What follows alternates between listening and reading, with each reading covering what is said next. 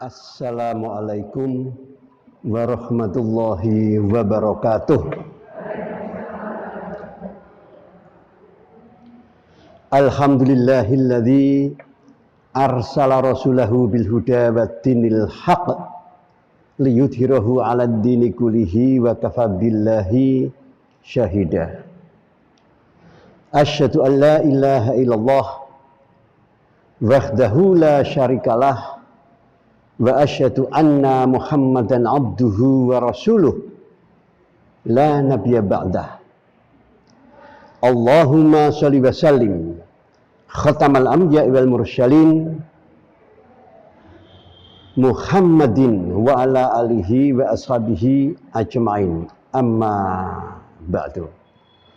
Ibu-ibu dan saudara-saudara rahimakumullah, marilah pertama kita senantiasa memanjatkan puji syukur kehadirat Allah atas limpahan rahmatnya, barokahnya, karunianya, hidayahnya, dan nikmatnya yang diberikan kepada kita semuanya ini, sehingga di pagi hari ini, pagi yang cerah ini, kita masih diberi kesempatan oleh Allah bisa bersilaturahim, bisa berthalabul ilmi di masjid ini.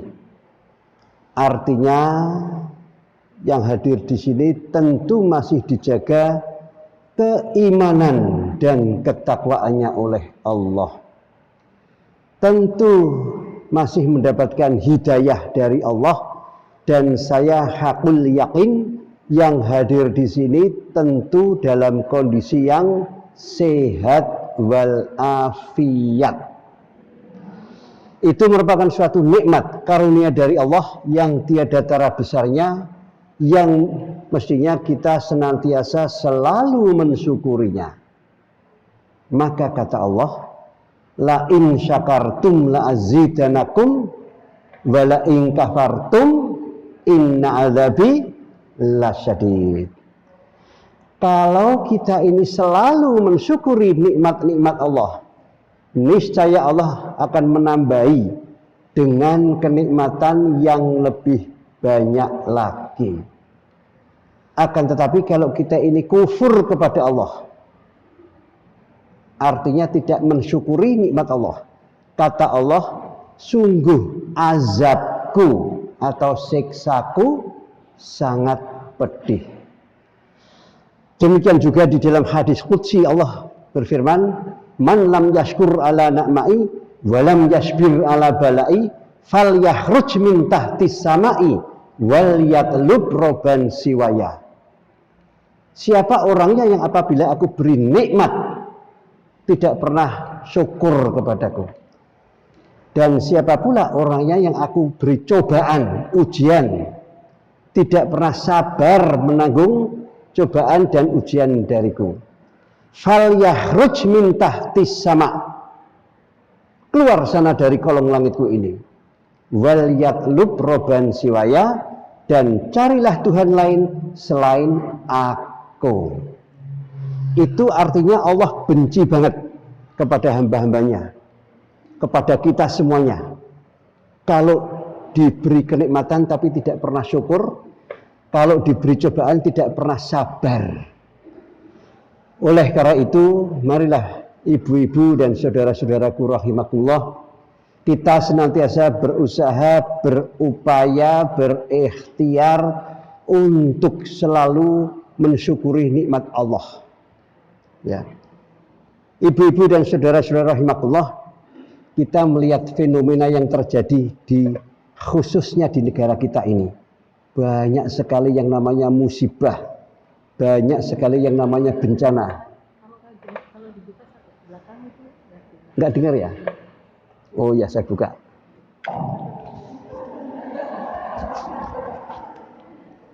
Saya itu cakep kalau pakai masker ya.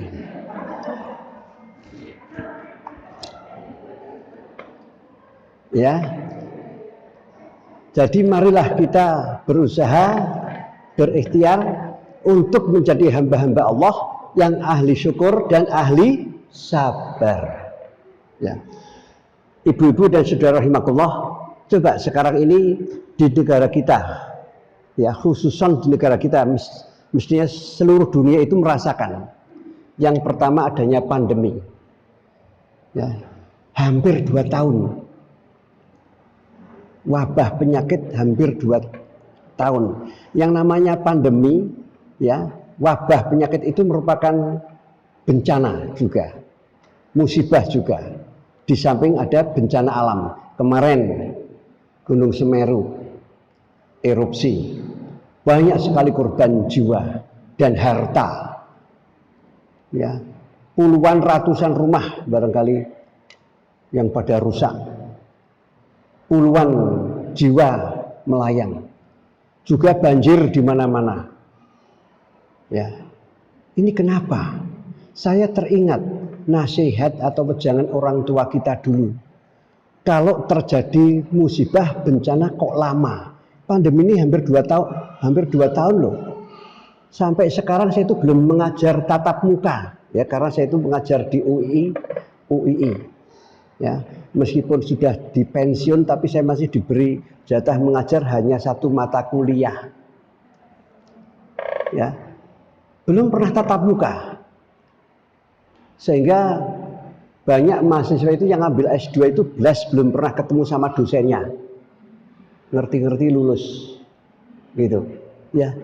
Ini lama, musibah kok lama, kok menelan banyak korban jiwa, berapa ribu jiwa yang melayang karena virus COVID-19. Ya, di Indonesia saja berapa ribu, apalagi di seluruh dunia. Ini juta kalau di seluruh dunia itu. Jadi jangan dari orang tua kita dulu kalau ada musibah, bencana, kok lama dan mungkin sering terjadi musibah, bencana kok sering terjadi, ya terulang-ulang dan menelan banyak korban jiwa. Itu bukan lagi cobaan, bukan lagi ujian Allah, tapi azab. Na'udzubillah wa na'udzubillah min dzalik. Jadi itu azab Allah. Kenapa kok Allah menurunkan azab di negeri kita tercinta Indonesia ini? Saya teringat wejangan dari orang tua dulu. Karena ya seperti firman Allah yang saya bacakan tadi, kurang mensyukuri nikmat Allah. La in syakartum la azidanakum wa la in kafartum inna adzabi lasyadid. Kalau kita ini selalu mensyukuri nikmat-nikmat Allah, kita diberi kenikmatan yang lebih banyak lagi. Tapi kalau kita ini kufur kepada Allah, artinya kufur itu tidak mensyukuri nikmat Allah. Azabku sangat pedih. Ini azabku sangat pedih. Kita ini sudah dititeni oleh Allah, sudah diciri oleh Allah sebagai hamba Allah yang selalu mendustakan nikmat. Coba di dalam surat Ar-Rahman berapa kali diulang-ulang. Fabi ayyi ala'i rabbikuma tukadziban. Fabi ayyi ala'i rabbikuma tukadziban. Fabi ayyi ala'i rabbikuma tukadziban. Diulang-ulangi tidak hanya 3 kali, tidak hanya 5 kali, tidak hanya 10 kali, tidak hanya 15 kali, tidak hanya 20 kali, tapi sampai 31 kali itu diulang-ulangi oleh Allah. Itu artinya kita sebagai manusia, sebagai hamba Allah, kalau orang Jakarta bilang tidak tahu diuntung. Ya. Mana balas budi kita kepada Allah? Allah demikian baiknya kepada kita, memberikan kenikmatan-kenikmatan yang luar biasa. Tapi apa balasan kita? Kita sering cuek terhadap nikmat Allah. Ya. Sering cuek terhadap nikmat Allah. Sebagai contoh nikmat sehat. Sehat itu mahal sekali harganya. Konon dulu ada berita seorang artis kalau saya tidak salah sakit di rumah sakit, ya opnam sudah hampir 3 bulan, per hari itu lebih dari 5 juta yang harus dikeluarkan untuk peralatannya dan dokter-dokter ahli spesialis yang menanganinya, alat-alat macam-macam, obat, dokter, per hari itu dihitung 5 jutaan. Ya. sudah hampir 3 bulan dan nggak tahu sampai kapan dia itu diperbolehkan pulang. Nah ini. Jadi yang namanya sehat itu sangat mahal harganya. Siapa yang memberikan kesehatan kita? Allah. Ini merupakan suatu rizki yang sangat mempunyai nilai yang demikian besarnya. Ya, kesehatan. Ya. Yang mahal itu sehat, bukan kok sakit. Sakit untuk menjadi sehat kembali itu yang mahal. Makanya marilah ya kita berusaha berikhtiar untuk selalu mensyukuri nikmat Allah. Ya, tadi fabi ayyi ala'i rabbikuma tukadziban, nikmat Allah yang seperti apakah lah gerangan yang kalian dustakan? Nikmat Allah yang seperti apakah gerangan yang kalian dustakan? Itu diulang-ulangi sampai 31 kali. Makanya marilah kalau kita ini kepingin terhindar dari yang namanya musibah, bencana apapun, kembalilah di jalan yang benar, di jalan Allah. Ya. Karena apa? Karena kita sebagai makhluk Allah. Wa ma khalaqtul jinna wal insa illa liya'budun.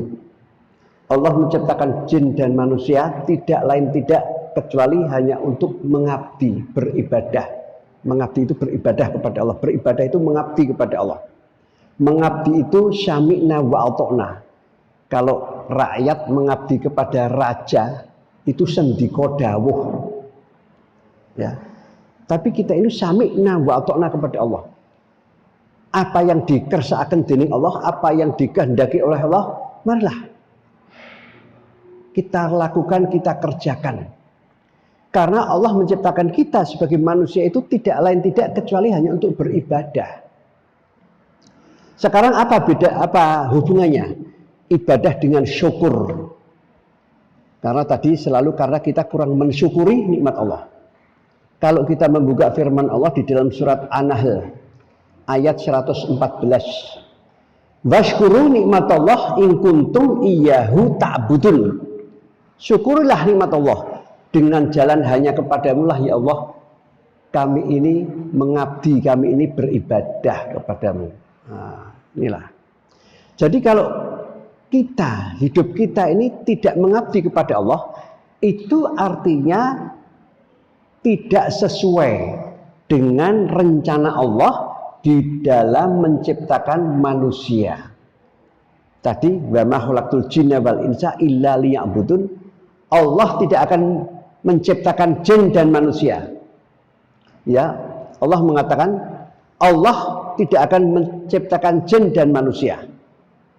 Artinya ketika Allah menciptakan jin dan manusia tidak lain tidak kecuali hanya untuk beribadah. Kalau tidak untuk beribadah tidak bakalan manusia itu diciptakan oleh Allah.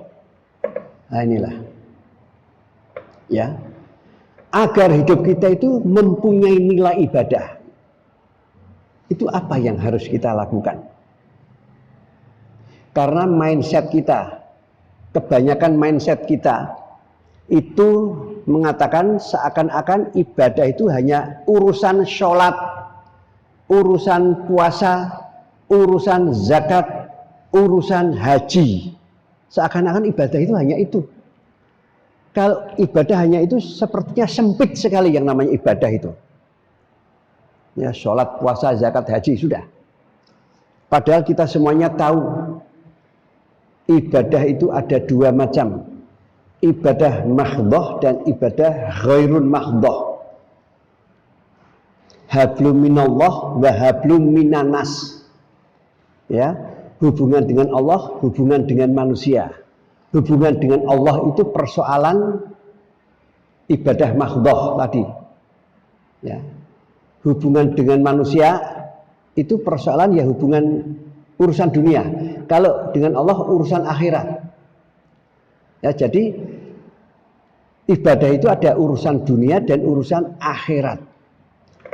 Kalau saya tanya baik yang mana?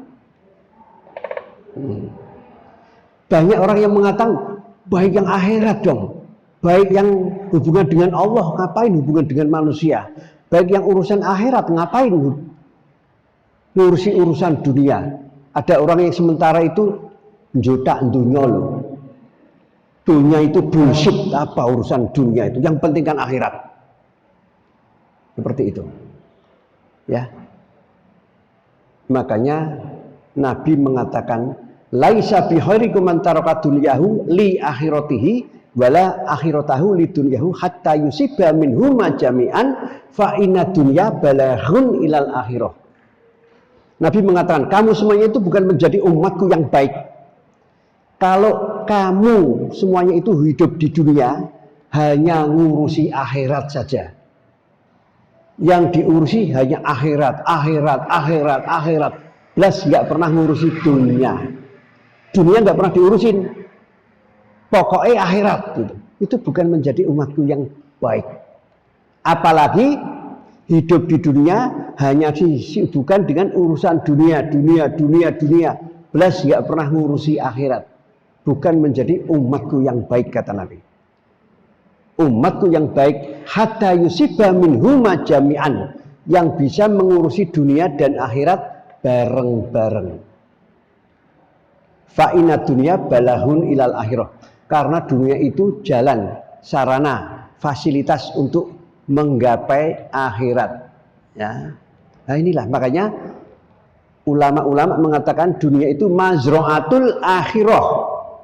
Dunia itu adalah sawah ladangnya akhirat.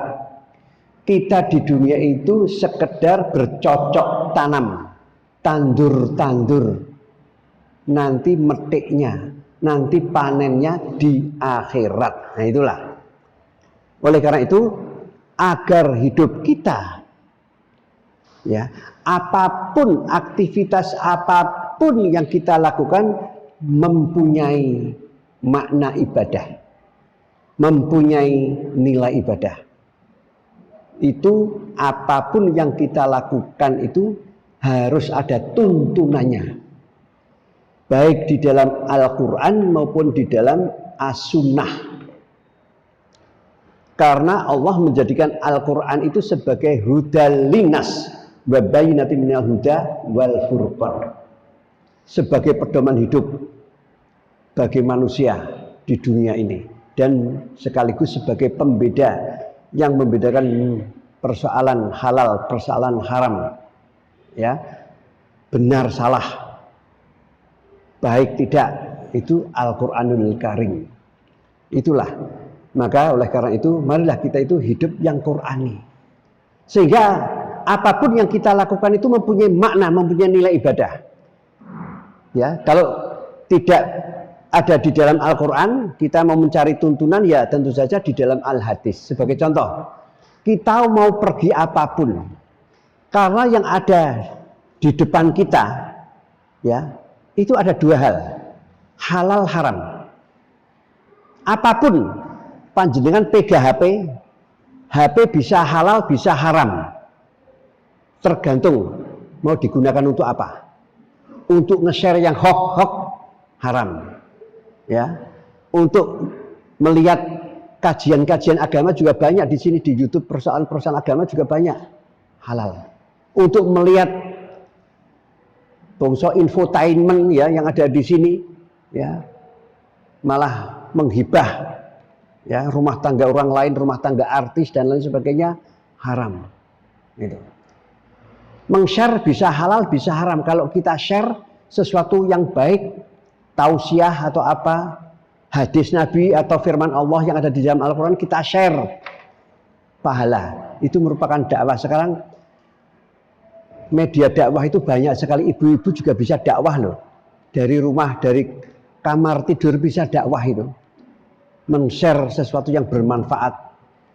Tapi juga bisa melakukan perbuatan dosa. Ya. Jadi artinya di depan kita itu satu sisi halal, satu sisi haram. Panjenengan mau nyetel TV, bisa halal, bisa haram, tergantung channel mana, tergantung program apa yang ingin panjenengan lihat. Apapun yang ada di dunia ini halal haram. Pisau, panjenengan pegang pisau bisa halal, bisa haram. Pisau digunakan untuk membunuh orang, halal, haram. Bisa digunakan untuk rajang-rajang, untuk racik-racik, masak-memasak, halal. Nah itulah. Jadi kalau kita hidupnya itu mempunyai nilai ibadah, pasti apapun yang kita lakukan, apapun yang kita kerjakan, itu pasti sesuatu yang halal. Karena Nabi memberikan tuntunan kepada kita. Idza aradta tafala amran fatatabar aqibatahu wa in kana khairan famdi wa in kana syarran famtahi. Jadi kalau kita itu mau melakukan apapun, apa saja, aktivitas apapun, mau membaca buku, mau membuka HP, mau nyetel TV, pertimbangkanlah dari sisi manfaat dan madharatnya. Kalau yang akan kamu baca itu buku yang bermanfaat, silahkan. Tapi kalau buku yang tidak bermanfaat, banyak sekali. Yang porno-porno itu, ya banyak sekali. Itu jadi haram. Jadi makanya hidup itu pilihan. Masuk surga, masuk neraka itu pilihan artinya. Panjenengan milih masuk surga atau panjenengan milih masuk neraka, itu panjenengan yang milih. Nggak bisa menyalahkan Allah. Karena saya sudah ditakdirkan oleh Allah kok. Ya, karena segala sesuatu itu kan takdir Allah. Nah, nanti dulu. Ya. Ma'ahadukum, ya, karena Allah itu di dalam salat hadis, Nabi itu dalam salat hadis mengatakan, jadi hidup itu pilihan, ya, bahadainahu najdain, ya, di dalam firman Allah, Allah memberikan kita dua jalan, jalan kanan menuju surga, jalan kiri menuju neraka. Tapi Allah itu maha pemurah, maha penyayang. Allah maha tahu makhluk Allah yang paling lemah. Ya, saya mengatakan makhluk Allah yang paling lemah itu adalah manusia. Sebelum saya menjelaskan lebih jauh, ya, manusia itu makhluk yang paling lemah. Siapa yang mengatakan manusia yang kuat? Siapa? Coba. Yang jago di dalam berkelahi. Kalau laki-laki kan biasanya ukurannya itu berantem. Siapa? Suruh berantem sama singa. Singa saja betina. Ya, kalah. Yang jago perkasa. Ya, angkat besi, juara dunia. Suruh dorong-dorongan sama badak. Ya. Belum gajah, baru badak. Kalah. Jago lari sprint, ya, 200 meter atau malah 1 kilo yang jago lari. Suruh balapan sama kuda, sama kijang, sama citah, kalah. Ya, juara renang olimpiade, suruh berlomba sama ikan, kalah. Semuanya kalah manusia itu dengan makhluk-makhluk Allah yang lain, lemah sekali. Sama virus pada mati. Ya, virus yang tidak kasat mata, tidak bisa dilihat loh, virus itu mati banyak sekali. Demam berdarah itu, pandemi, macam-macam. Itu artinya makhluk Allah yang paling lemah itu manusia. Tapi Allah maha pemurah, maha penyayang, maha adil. Karena manusia itu makhluk Allah yang paling lemah, diberi potensi yang namanya akal, yang tidak diberikan kepada makhluk Allah yang lain. Hanya manusia yang punya akal. Nah, makanya agar bisa memilih, mak, jalan mana yang mau dipilih? Jalan menuju surga apa jalan menuju neraka? Ya, inilah. Makanya saya pernah berpikir, orang yang cerdas itu pasti masuk surga. Sing masuk surga itu orang yang pinter. Ya. Kok mau? Sudah tahu jelas-jelas di dalam Al-Quran kamu kalau melakukan begini masuk neraka. Kok mau melakukan itu coba? Punya akal itu banyak yang bodoh. Sebagai contoh, maaf. Mungkin ada suami ibu-ibu yang heavy smoker, perokok berat. Banyak mesti. Kalau saya kebetulan, Bu, saya kebetulan belum pernah yang namanya merokok. menghisap rokok itu belum pernah. Karena apa? Karena saya ingat waktu SMA. Ya, waktu SMA. Saya masuk SMA itu tahun 68. Ya, SMA. Itu guru kimia saya itu mengatakan, guru kimia saya itu Profesor Dr. Mursidi mengatakan, anak-anak itu tahun 68, coba tahun 68 itu, anak-anak karena banyak anak-anak yang nakal-nakal, dulu teman-teman saya itu banyak merokok di belakang sekolahan gitu, ya di tempat bokbon, di kantin, merokok kalau ada guru langsung disembunyiin. Banyak guru yang lihat, makanya diberi nasihat, anak-anak, kalau kamu itu kepingin menjadi orang yang modern nanti, jangan merokok. Ya, jangan merokok. Saya pada waktu itu mendengar nasihat seperti itu, dalam pikiran saya, yes, saya kepingin jadi orang modern. Gitu. Makanya alhamdulillah saya ya sampai sekarang ini tidak merokok. Ya, itulah. Tahu bahayanya merokok. Dibungkus rokok kan ada itu penyakit macam-macam yang diakibatkan oleh rokok. Itu karena Indonesia niru Inggris. Inggris sudah lama sekali. Dulu seperti itu. Inggris sudah lama melakukan seperti itu. Indonesia ikut-ikutan. Ya. Nah, ini sesuatu yang menarik. Di Inggris saya jadi ingat. Di Inggris itu bahaya rokok seperti itu, tapi pemuda-pemuda masih ngeyel ngerokok, padahal juga ada seperti itu. Gambarnya seperti itu, dibungkus rokok, ngeyel. Argumentasinya apa? Alasannya apa? Saya kanker nggak apa-apa, saya jantung nggak apa-apa, saya paru-paru nggak apa-apa. Yang penting ada obatnya. Diobati beres itu. Tapi setelah diteliti, selalu diupdate terus itu. Ya, bahaya rokok itu. Itu juga diketemukan dulu, itu sudah lama ini cerita ini. Ternyata merokok itu bisa menimbulkan apa, Bu? Impotensi. Ternyata remaja-remaja Inggris lebih takut impotensi daripada kanker, daripada jantung, daripada paru-paru. Banyak yang tidak merokok gara-gara apa? Takut impotensi. Sudah yaitu. Nah inilah. Ini kan aneh ya. Sudah jelas akibatnya rokok seperti itu, tapi banyak yang ngeyel. Itu juga begitu. Sudah jelas kamu kalau melakukan perbuatan seperti ini dosa. Kalau dosa masuk neraka, tapi masih banyak sekali yang melakukan, yang mengerjakan perbuatan-perbuatan dosa. Itu kan aneh tuh manusia itu. Makanya di dalam Al-Quran dikatakan innal insan dzuluman jahula. Manusia itu orang yang bodoh. Ya, sungguh bodoh dan zalim terhadap dirinya sendiri. Kenapa kok zalim? Tahu kalau melakukan perbuatan itu masuk neraka, kok mau dia itu melakukan perbuatan itu agar dirinya itu disiksa. Masuk neraka, disiksa loh. Jadi dia itu zalim kepada dirinya sendiri, menzalimi. Inilah banyak sekali ya perbuatan-perbuatan dosa yang dilakukan oleh manusia, ya makanya ini sudah tidak peringatan lagi. Jadi Allah itu di dalam memberikan apa namanya itu musibah bencana bertingkat-tingkat. Pertama kali itu peringatan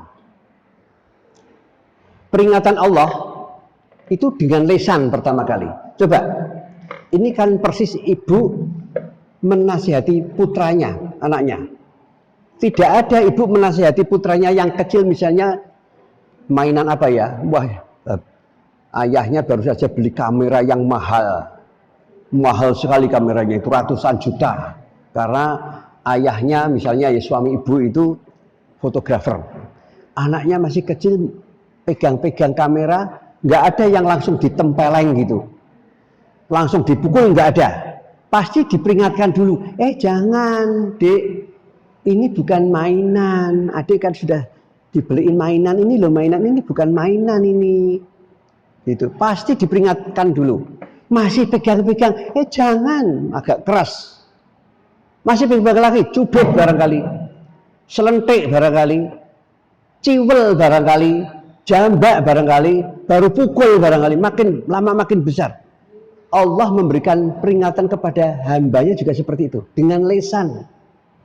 Di mana itu? Firman Allah. Al-Quran itu lesannya Allah, firman Allah itu. Ditulis di dalam Al-Quran.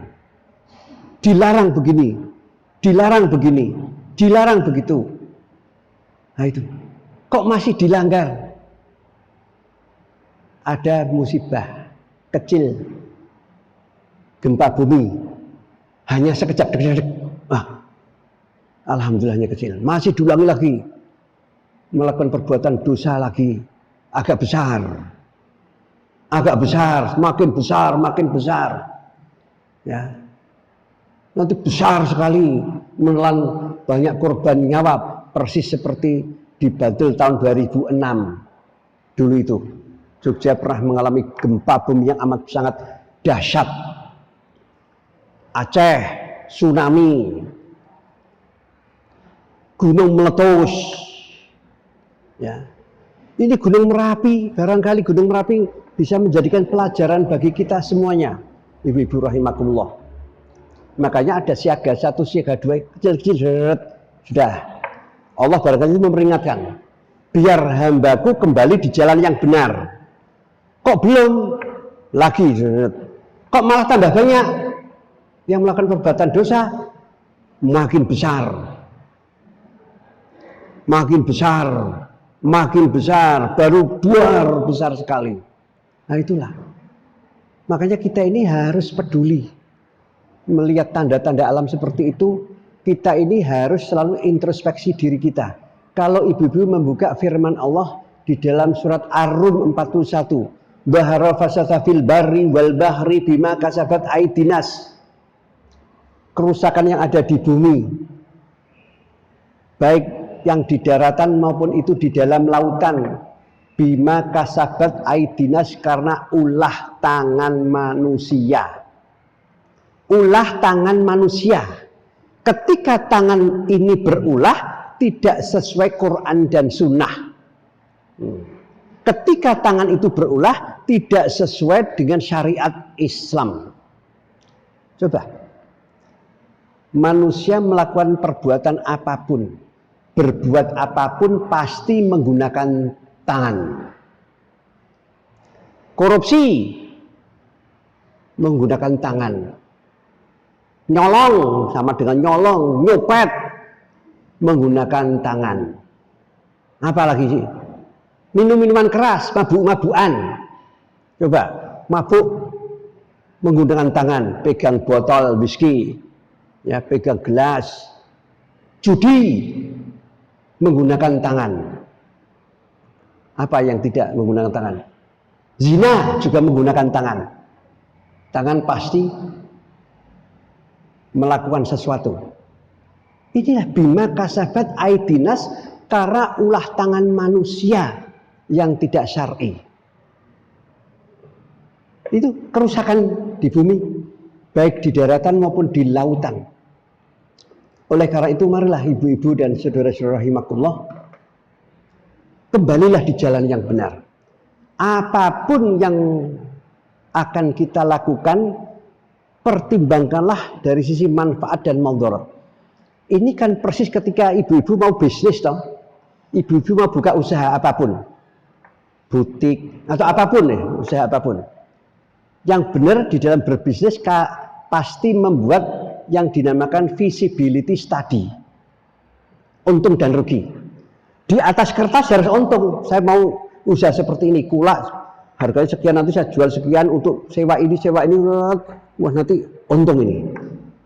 Ya, jadi nanti uang saya kembali, modal saya kembali sekian bulan sudah kembali.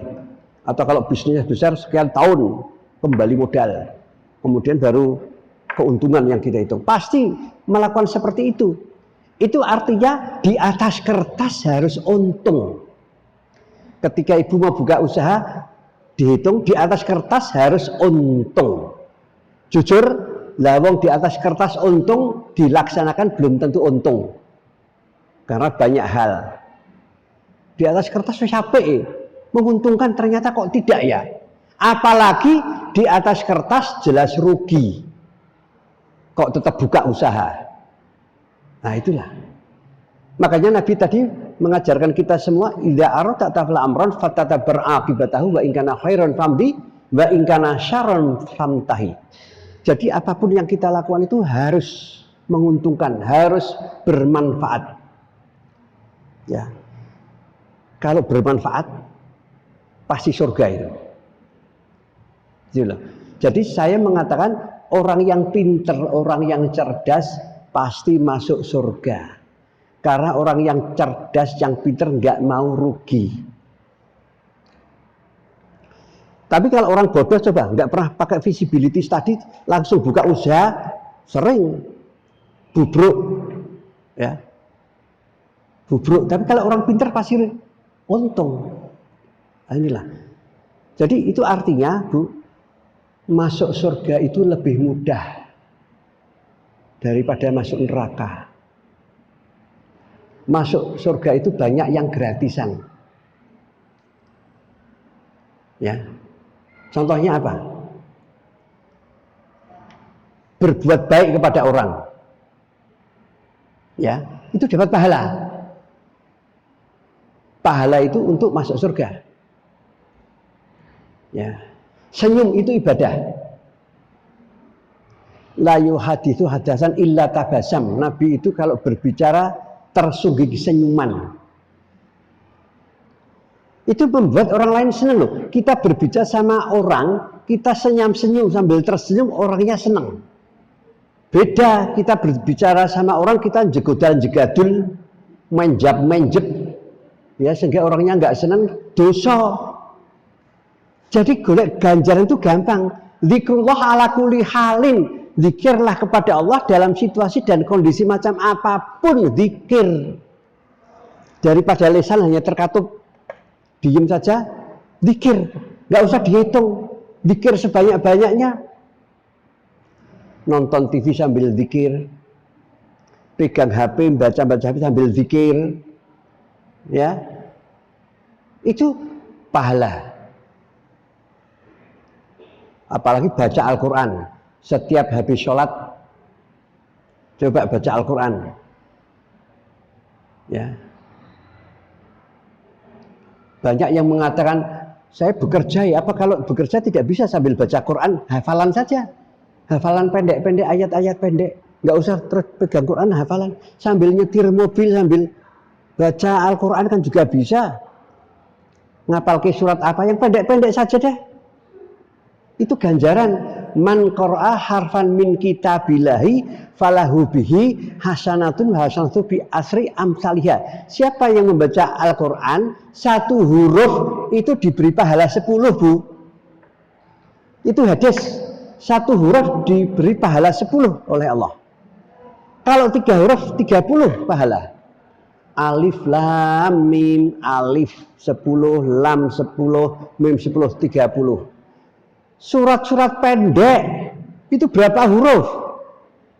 Ya, anytime Ibu baca seperti itu diulang-ulangi, wah, per hari berapa ribu pahala, Bu? Per hari, per bulan berapa? Per tahun berapa? Surga, Bu. Gampang toh masuk surga itu? Gratisan banyak. Tapi masuk neraka banyak yang harus bayar. Mau mabuk-mabukan, whisky, itu mahal sekali. Harus beli ratusan ribu. Judi apa ada yang gratis? Enggak. Sabu-sabu, narkoba, bayar. Tapi masuk surga gratisan. Makanya Nabi kan pernah mengatakan, saya akan masuk surga setelah umatku semuanya masuk surga. Saya belakangan. Karena mindset Nabi itu mengatakan masuk surga itu mudah. Nah itulah. Ya. Oleh karena itu marilah ibu-ibu dan saudara-saudara rahimakumullah. Ya, kita kalau kepingin selamat, ya, tidak ada satu orang pun yang tidak kepingin selamat. Ya, tidak ada. Makanya Nabi itu berpesan, taraktu fikum amroini lan tadillu mattamasaktum bihima kitabullah wa sunnata rasulih. Ya. Aku tinggali kamu semuanya. Aku warisi kamu semuanya. Dua hal. Warisan Nabi itu dua. Yaitu Al-Quran dan As-Sunnah. Ya. Itu warisan Nabi. Kalau kita berpegang kepada dua hal tadi, dijamin hidup kita itu akan selamat. Ya, selamat, sejahtera, bahagia di dunia dan di akhirat. Asal kita di dalam hidup itu mengamalkan dua warisan Nabi tadi itu, Al-Quran dan As-Sunnah. Dan aku yakin sudah tidak ada yang namanya azab Allah. Kalau bencana masih ada enggak? Masih. Karena orang yang beriman itu selalu diuji oleh Allah. Nabi saja dan kaumnya selalu diuji oleh Allah, tapi bukan azab. Ujian, diuji keimanannya, diberi goncangan-goncangan sedikit. Dan Allah itu selalu memperingatkan hambanya, kamu melakukan perbuatan yang salah loh, diuji goncangan-goncangan atau banjir atau apa, biar kita berpikir, kenapa ya Allah kok mendatangkan musibah seperti ini? Tidak hujan kok banjir, kok ada gempa, apa ya? Kita berpikir, mungkin kita semuanya introspeksi, apa yang saya lakukan itu belum benar menurut Allah ya. Ya kita, makanya Bu, kalau kita kepingin selamat, kita melakukan muhasabah atau introspeksi diri kita sendiri. Banyak orang melakukan introspeksi itu ketika sholat tahajud. Ya, ketika sholat tahajud, ya kalau bisa sholat tahajud, kita introspeksi. Ya, apa yang saya lakukan sepanjang hari kemarin ya, itu apa? Apakah ada sesuatu yang salah, yang dosa di mata Allah? Tidak. Kalau saya mengatakan itu terlalu lama, banyak sesuatu yang ibu kerjakan tapi ibu sudah lupa karena sudah kemarin. Introspeksi atau muhasabah yang paling efektif itu adalah setelah sholat. Makanya ada istilah, kalau saya memberikan istilah, kita ini hijrah dari waktu sholat ke waktu sholat yang berikutnya. Kita sholat zuhur, setelah sholat zuhur kita hijrah ke sholat asar. Setelah asar kita hijrah ke sholat maghrib. Setelah maghrib kita hijrah ke sholat isya dan seterusnya. Hijrah. Karena masih ingat, kita sholat zuhur, Allahu Akbar. Apa ya yang saya kerjakan sejak pagi tadi sampai dengan sholat zuhur ini? Oh, saya tadi melakukan perbuatan salah, dosa di sana begini. Masih ingat ada 3 dosa. Istighfar kepada Allah, minta pengampunan kepada Allah. Ya, selalu istighfar, diampuni oleh Allah. Ya. Kemudian begitu juga kita artinya hijrah. Kita tadi banyak dosa, setelah zuhur insya Allah sudah nggak ada dosa.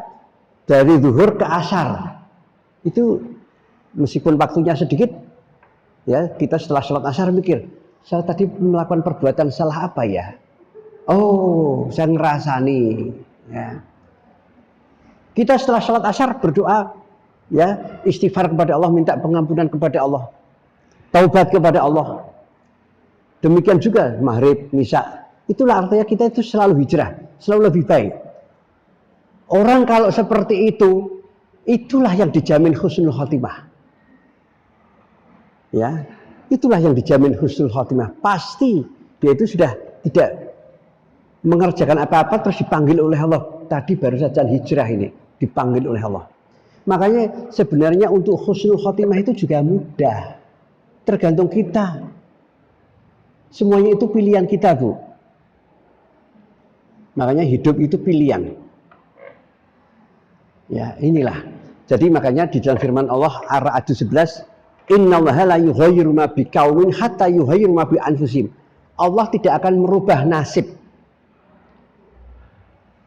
orang, nasib hamba Allah, nasib suatu kaum tidak akan dirubah oleh Allah kecuali kaum itu atau orang itu merubah nasibnya sendiri. Ya, kita sendiri yang merubah nasib kita. Jangan pernah bersuudzon kepada Allah. Makanya di dalam hadis qudsi Allah mengatakan, "Anna idza dhani ana maka idza zakartani." Saya itu selalu seperti apa yang kamu pikirkan. Kalau kamu suudzon kepada saya, memikirkan saya sesuatu yang buruk-buruk, kamu akan selalu menemukan keburukan ketika kamu hidup. Artinya nasibnya mesti kita elek terus karena kamu suudzon kepada Allah. Saya akan bersamamu kalau kamu itu selalu ingat kepadaku. Jadi kita itu harus selalu ingat kepada Allah. Anytime, apapun yang akan kita lakukan, ingat Allah. Makanya kita mau makan, ingat Allah. Bismillahirrahmanirrahim, aku minum, mau pergi berdoa, ada sesuatu yang mengagetkan, subhanallah, astagfirullah. Itu bukti bahwa kita itu ingat Allah. Ada loh Bu, orang Islam tapi kaget atau ada sesuatu yang mengagetkan atau sesuatu yang menakjubkan, itu bukan kok ingat Allah. Ya, tapi yang disebut macam-macam ada itu. Nah inilah. Tapi kalau kita ini selalu ingat Allah, kelihatan sekali. Jatuh ya innalillah, bukan kok misuh-misuh. Ya, karena ada. Sebagian ada. Saya mempunyai teman, ya, teman dekat orang Surabaya. Kita sholatnya rajin banget, neng misuwe rajin nih. Misuwe rajin banget, kaget seneng misuh. Nah inilah. Ini artinya dia tidak mengingat Allah. Dia mengingat Allah hanya ketika sholat. Ya, makanya Nabi juga, saya jadi teringat hadis Nabi mengatakan, ittaqillaha haitsu makunta wa bisa yatal hasanata tamhuha wa khaliqin nas bi khuluqin hasanin. Bawalah takwa itu kemanapun kamu pergi. Jangan membawa takwa itu kalau ke majelis taklim, datang ke pengajian bawa takwa, ke masjid bawa takwa, haji umroh bawa takwa, tapi ketika dia pergi ke Amerika enggak membawa takwa, ke Perancis, ke Italia, ke Korea nggak membawa takwa, di masjid bawa takwa, ke mall nggak pernah bawa takwa. Nah inilah orang banyak yang seperti itu, sehingga ngertinya Allah, ingatnya Allah itu kalau di masjid, ingatnya Allah kalau di majelis taklim, ingatnya Allah kalau di Mekah, di Madinah ketika umrah dan haji. Tapi ketika kita di Eropa, keliling mana-mana, nggak ingat Allah karena nggak membawa takwa. Banyak seperti itu. Sholat ketika di Indonesia, tapi ketika di Indonesia dan di Mekah, di Madinah sholat, tapi ketika di Amerika nggak sholat. Banyak seperti itu. Di sana minum minuman keras, ikut minum minuman keras, ya ngomongnya untuk pergaulan, gitu. Banyak orang seperti itu. Inilah.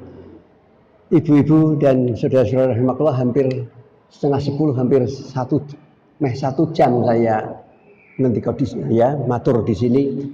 Moga kalau ada pertanyaan silahkan. Jadi ya Bu ya, yang namanya imam itu harus dipilih. Imam itu harus dipilih. Benar-benar imam itu yang mempunyai ya pemahaman agama, ya, kemudian bacaannya yang baik, yang bagus, ya, kemudian gerakannya juga, misalnya orang yang sakit, ya, sholatnya sambil duduk, jangan menjadi imam, karena kalau dia itu jadi imam, jamaahnya juga harus ikut duduk semuanya, gitu, jamaahnya juga harus ikut duduk, jadi harus sempurna. Karena pernah Nabi itu sedang sakit, nggak bisa sholat sambil berdiri, tapi Nabi dipaksa harus Nabi yang imam. Nabi menyuruh Abu Bakar yang berdiri. Jadi yang di pengiman Abu Bakar, Nabi sambil duduk, ya sambil duduk itu baca Abu Bakar yang. Nah, pertanyaan ibu tadi, jujur juga kita juga nggak tahu kapabilitas imam-imam yang ada, ya. Imam-imam yang ada di masjid-masjid, apakah itu benar-benar orang yang soleh?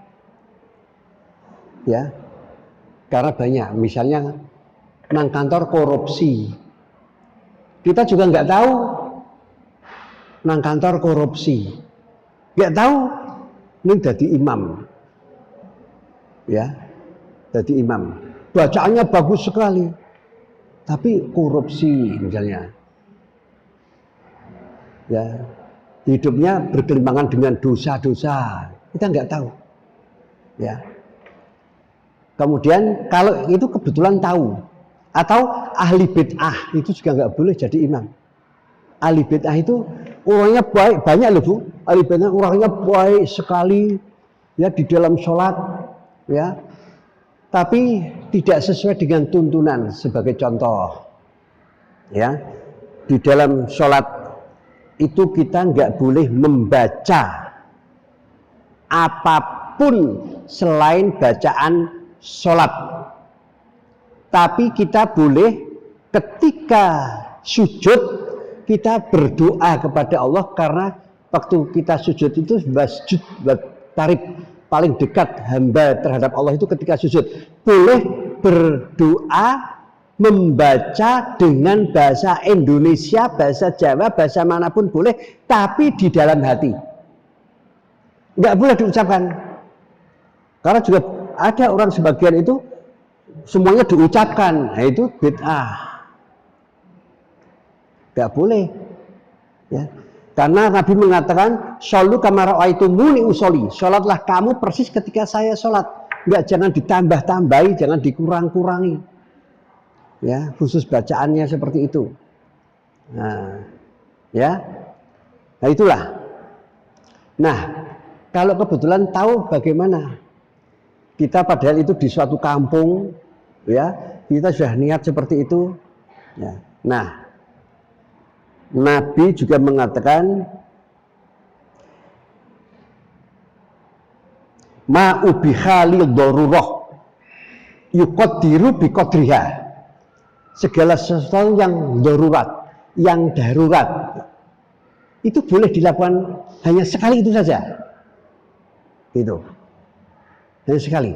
Nah, karena dia menjadi imam, kalau misalnya tidak sah, yang menanggung dosa imamnya. Enak. Makanya enak kita sholat berjamaah ini. Kita sholat berjamaah enak loh Bu. Karena kalau ada apa yang nanggung imamnya kok. Kita nggak baca saja boleh.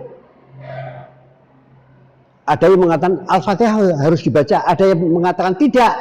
Kalau kita sholat, imamnya sudah Allahu Akbar rukuk, kita datang Allahu Akbar rukuk, nggak telat itu meskipun kita tidak membaca Al-Fatihah. Itu nggak termasuk terlambat sholatnya, padahal nggak membaca. Enak. Jadi sholatlah berjamaah enak. Kalau ada apa-apa, sing nanggung dosa imami. Ngoten Bu nggih? Nggih, monggo. Karena hadisnya itu zikrullah ala kulli halin. Zikirlah kamu kepadaku dalam situasi dan kondisi macam apapun.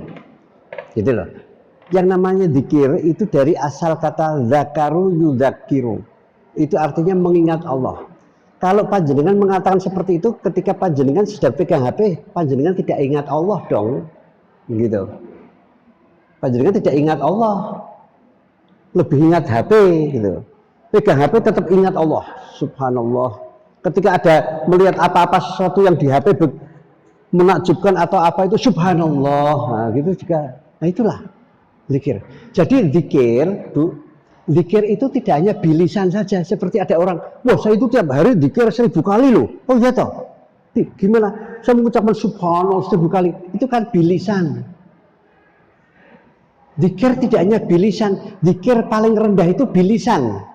Zikir itu ada tiga tingkatan, bilisan, bil qalbi, dan bil arkan. Dengan amalan. Dengan amalan bentuknya gimana? Ya, karena saya ingat Allah, mendengar azan langsung bergegas, wah wudhu, sholat. Karena ingat Allah, amalan. Gitu. Mengamalkan karena ingat Allah. Ada ibadah-ibadah sunnah saya lakukan, saya puasa Senin Kemis. Karena jangan sampai kita itu ngemengke ibadah sunnah, meng sunnah kok, ya, ma yusabu ala tarkihi, ya, fi'lihi wa ma yuaqabu ala tarkihi. Sunnah kok, sik ngerjakan dapat pahala, sik meninggalkan tidak apa-apa. Nggak boleh kita ngemengke sesuatu yang sunnah seperti itu. Nah, itu. Makanya la tahqironna minal ma'rufi syai'an. Jangan ngemengke amalan-amalan yang soleh meskipun kecil. Kecil-kecil, sedikit-sedikit, ya, itu lama-lama nanti menjadi bukit. Nah, tapi makanya amalan yang paling dicintai oleh Allah itu bukan banyaknya, bukan besarnya jumlahnya, tapi atwamuha wa ingkola, rutinnya, ajeknya, tapi rutin.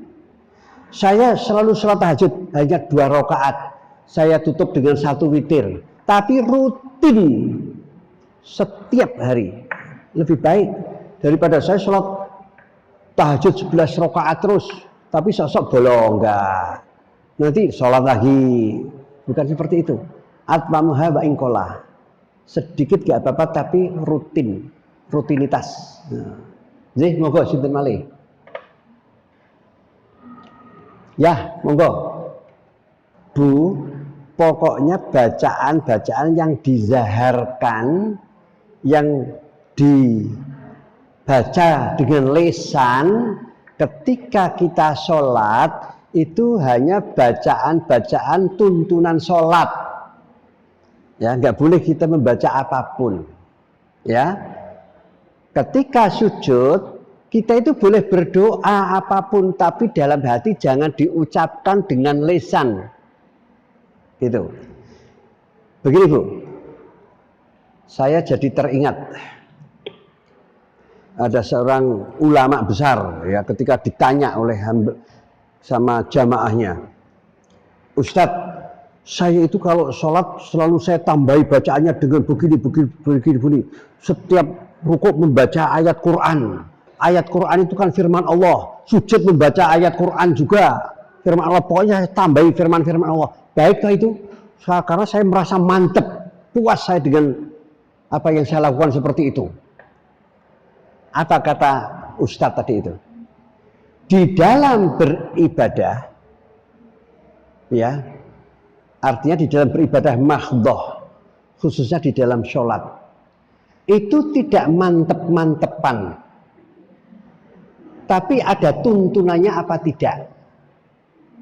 Wah, saking senengnya poso, wah saya puasa seneng banget, mantep banget, makanya saya tambahi bukonya itu bukan maghrib tapi ngisya. Nggak sah malah Bu, harus sesuai dengan tuntunannya. Tawaf juga begitu, sa'i juga begitu. Saking senengnya kaji umroh, wah saya nggak puas, nggak mantep. Tawaf kok ming-ping 7, sa'i ya ming-ping 7 tak tambahi, aku ping 15 tawaf. Ben ganjarannya oke, malah nggak sah. Gitu loh. Jadi di dalam ibadah itu harus jelas tuntunannya, tidak mantep-mantepan. Begitu Bu. Monggo sinten malih. Begini, saya jawab Ibu tadi itu yang Nabi itu mengatakan balighwani walau ayah. Sampaikanlah, dakwahkanlah meskipun hanya 1 ayat. Meskipun hanya 1 ayat. Kita bisa menjadi ustadzah, pendai. Karena apa? Di dalam Islam kita ini harus selalu beramar ma'ruf nahi munkar. Man ra'a minkum munkara falyughayyirhu bi yadihi fa illam yastati fa bi lisanihi fa im la yastati fa bi qalbihi wa dzalika adhaful iman. Jadi kalau kita itu melihat kemungkaran, kita dakwah untuk mencegah kemungkaran itu. Dakwah itu dari asal da'a. Ya, yad'u itu artinya mengajak, ajaan. Mengajak itu berdakwah. Mengajak agar berbuat baik. Ya, itulah. Jadi, apalagi seorang mu'alaf, banyak mu'alaf, jujur Bu, mu'alaf menjadi Islam itu sering mendapatkan hidayah atau mencari agama sendiri. Kita jujur yang kawit bayi Islam karena hanya dapat warisan orang tua. Sehingga kalau mu'alaf itu banyak yang Islamnya lebih baik daripada kita loh, jujur loh ini. Saya punya teman di luar negeri juga seperti itu, Islam ternyata mempelajari Islam serius. Kemudian dia mantep masuk Islam. Kalau kita kan enggak, hanya diwarisi oleh orang tua kita, sudah orang tua Islam, katut Islam gitu saja. Kalau mu'alaf cari sendiri, makanya dia itu berani berdakwah karena mungkin dia itu sudah mempelajari Islam. Sehingga konsekuensinya di dalam berdakwah kan pasti ada tanya jawab nanti, pasti dia itu berani menjawab. Makanya banyak yang mu'alaf yang mantan pastor apa itu juga ada. Ya, itu. Jadi mungkin juga belajar dari YouTube juga nggak apa-apa kok, karena ini kan sebagai media. Membaca Al-Quran dari sini juga nggak apa-apa, hadis dari sini juga banyak sekali kita belajar dari sini. Dari Google itu apa-apa ada loh. Nggak apa-apa Bu, lewat seperti ini. Yang penting bisa memahami dan itu harus ada apa ya? Kalau ada sesuatu yang begini, memang belajar agama itu harus ada gurunya, ada sesuatu yang meragukan, jangan diputusi sendiri, tapi fas'alu ala dzikri in kuntum la ta'lamun, tanyalah kepada ahlinya. Ya, gitu. Karena di dalam hadis, Bu, di dalam hadis itu ada sesuatu yang kalau menurut saya itu rodo saru. Rodo saru. Ini hadis sahih. Hadis sahih muttafaqun alaih itu paling sahih. Ya. Bukhari Muslim dan mutawatir itu paling sahih itu yang namanya muttafaqun alaih itu ya. Muttafaq alaih itu. Ya kalau saya itu rodo saru tapi saya sampaikan di sini. Ini karena ada di dalam hadis sahih. Saya menemukan di dalam salah satu hadis sahih ada salah seorang namanya Fulanah gitu saja, saya lupa namanya. Namanya Fulanah. Mempunyai suami namanya Fulan. Yang suami Fulan, dia istrinya Fulanah. Nah, ada seorang budak ya yang pembantu rumah tangga. Pembantu rumah tangganya itu namanya Salim. Nah, ini namanya saya ingat, Salim. Itu ketika si Fulan pulang ke rumah, dia itu mendapati si Salim itu ada di kamarnya istrinya, berduaan dengan istrinya di kamar. Dengan si Fulanah tadi itu. Marah besar. Si Fulan marah besar. Kurang ajar, pokoknya marah-marah. Si istri curhat ke Nabi. Datang ke Nabi, ya Rasulullah, suami saya Mas Fulan tadi pulang ke rumah, kebetulan saya di rumah itu si Salim sedang membersihkan kamar saya, kamar tidur. Saya berduaan dengan dia di kamar. Suami saya cemburu, marah berat dengan saya. Apa kata Nabi? Fardihi, susuilah dia. Konyusoni. Terus si Fulanah mengatakan, ya Rasulullah, kok konyusoni, dia itu sudah berjenggot. Bilang itu sudah dewasa berjenggot. Ini di dalam hadis begitu loh, berjenggot. Nabi tetap mengatakan, susuilah dia. Setelah disusui, terus disusui benar. Kemudian dia mengatakan, ya, ternyata setelah disusui, suami saya sudah gak marah kepada saya. Kemudian Nabi mengatakan, karena ketika kamu menyusui si Salim tadi, si Salim itu bisa menjadi mahrammu. Gitu loh, muhrim. Karena tok susoni. Tapi kalau menurut logika saya, nek bayi Ya toh, nek bayi wong jenggoten kon nyusoni. Gitu loh, itu logika saya. Tapi Nabi seperti itu. Nabi seperti itu. Makanya di dalam beragama, urusan agama itu jangan kita mengedepankan akal. Ya. Gini, saya teringat Ali mengatakan, laukana dinu bila lakana asalul khafi aula bil mas'i min a'lahu. Laqad ra'aitu Rasulullah SAW yamsahu khafahu. Kita kalau pergi, ini hadis, kita kalau pergi berwisata atau apa ya, berwisata, pergi, kemudian ingin sholat, kita boleh, karena kita sebagai musafir boleh wudhu, tapi sepatunya nggak usah dilepas. Kita sholat dengan sepatu, dan sepatunya itu ketika kita wudhu dibersihkan atasnya, di atasnya sepatu itu. Atas sepatu dibersihkan, kasih air, kemudian kita sholat boleh. Nah, Ali mengatakan kalau agama itu hanya mengedepan akal, sepatu itu yang kotorkan yang bawah. Tapi kenapa kok yang dibersihkan yang atas? Gitu loh. Jadi itulah, itu persoalan salin seperti itu saya juga nggak habis pikir. Sudah tuai penyusoni. Gitu ya. Ini monggo ada lagi apakah? Mari ibu-ibu sekalian kita berdoa. A'udzubillahi minasyaitonirrajim. Bismillahirrahmanirrahim. Alhamdulillahirabbil alamin. Allahumma shalli ala Muhammad wa ala ali Muhammad kama barakta ala Ibrahim innaka Hamidum Majid. Allahumma fir lil muslimina wal muslimat wal mu'minina wal mu'minat al ahya'i minhum wal amwat innaka sami'ul qaribun mujibud da'wat. Allahumma arina haqqa haqqan warzuqna ittiba'ah wa arina batila batilan warzuqna ijtinabah. Rabbana la tu'akhidna in nasina aw akhtana. Rabbana wa la tahmil 'alaina isran kama hamaltahu 'ala alladziina min qablina.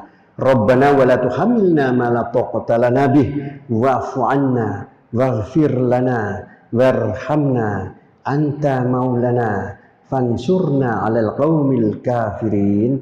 Rabbana atina fid dunya hasanah wa fil akhirati hasanah wa qina 'adzabannar wa la dzikrullahi akbar. Assalamualaikum warahmatullahi wabarakatuh.